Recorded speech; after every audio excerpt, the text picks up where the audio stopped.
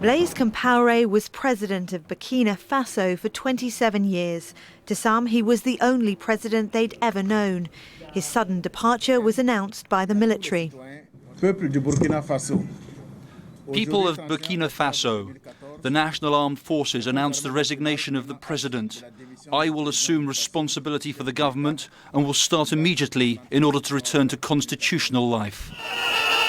Compaoré's resignation will be welcomed by many, but it was his attempts to further extend his time in office that prompted mass protests on the streets of the capital.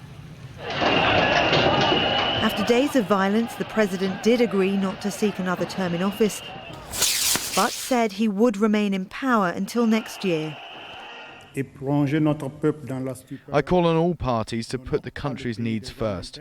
Only dialogue will prevail and lead us to peace. For my part, I remain open and available for transitional talks until I hand over power to a democratically elected president.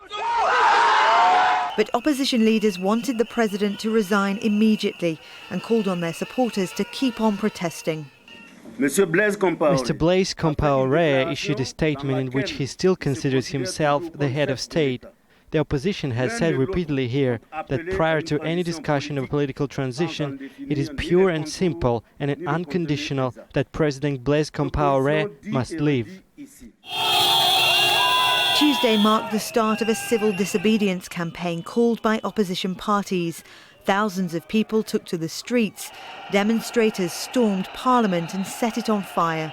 They were trying to stop the vote that would have allowed the president to run for office again.